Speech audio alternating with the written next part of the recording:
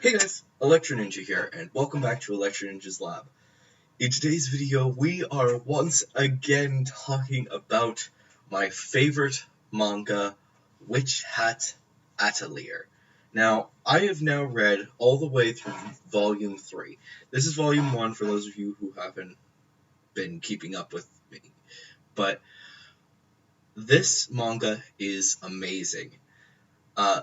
Like I said, Volume 3 just came out, and each volume of this is absolutely amazing.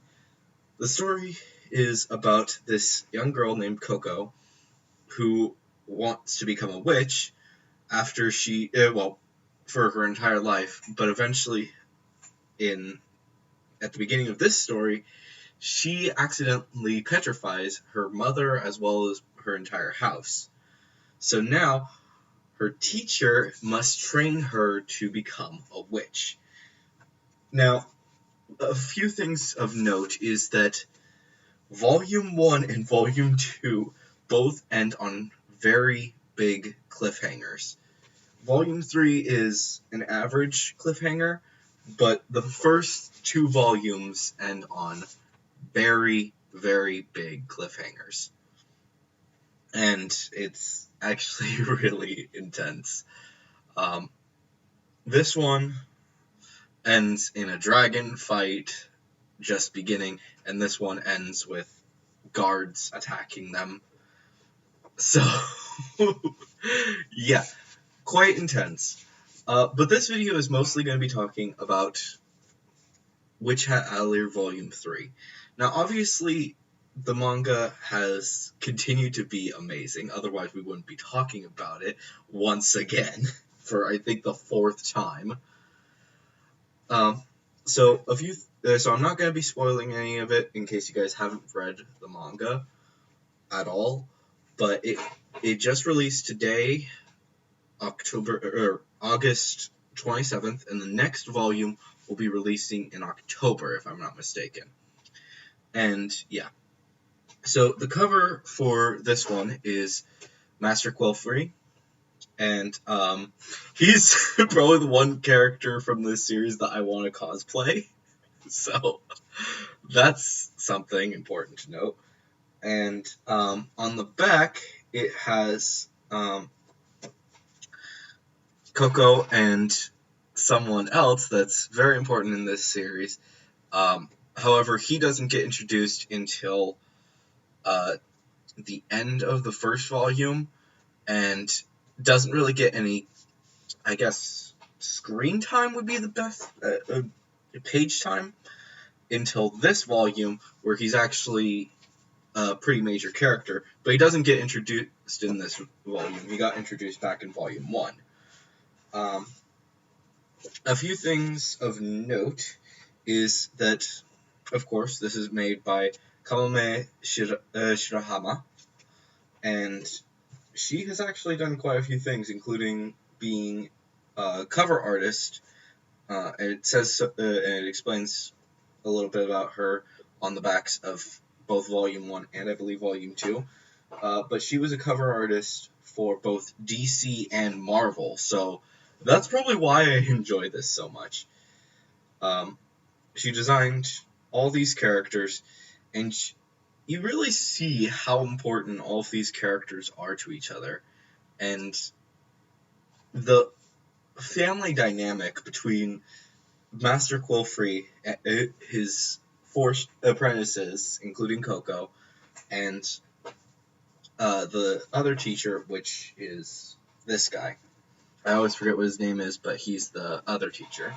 So, yeah. A few other things of note is that this book series has a different magic system than most magic stories. While most stories will focus on maybe one interesting magic system where all of the characters are able to cast some sort of magic, this one has a different magic system because of the way that you have to draw each of the spells. And each spell can be customized to however you wish to make it.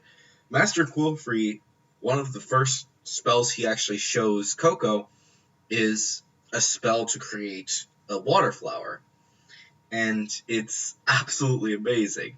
They don't ever show us the symbols that he uses. However, they have this basic system that you would be able to understand exactly what is going on throughout the entire story, and each symbol does have its own rules in place. It's kind of like how bending works, except for a lot more rules. So, yeah. Now, obviously, I've said before that this manga deserves to get an anime adaptation, and I am still 100% on that idea. However, there's not much that you would see with adding to the story for this. Everything that you get in this story, you're seeing through the eyes of the main characters. So, the only things that you're not going to know are a few times when villains are talking, and that's one thing that the characters won't know. And sometimes certain characters will be talking and others don't, but it's important to the story, so if they don't have that stuff, then it's not very good for the story. There's no real portions of the story where a lot of main characters get separated for a very long time. There are some points, but everything that you see in it is stuff that you're going to see actually in the manga. So, yeah. If you guys are interested, I got my volumes at Barnes & Noble, but I've also seen them a lot on Amazon. So definitely go check these out, and I'm going to try and do some more videos about these that's actually fun and theorizing and stuff, like who are the bad guys, and are they actually going to be showing, are they any characters that we already know, and stuff like that. So definitely something that I hope that you guys will be ready for and enjoying. But anyways, guys, I hope you guys have enjoyed this video. If you did, please leave a like and comment your thoughts on this series down in the comments below. If you guys are new, please subscribe and ring that notification bell, because that helps us out a ton. But anyways, guys, I've been Electro Ninja, and I will see you guys next time. But on!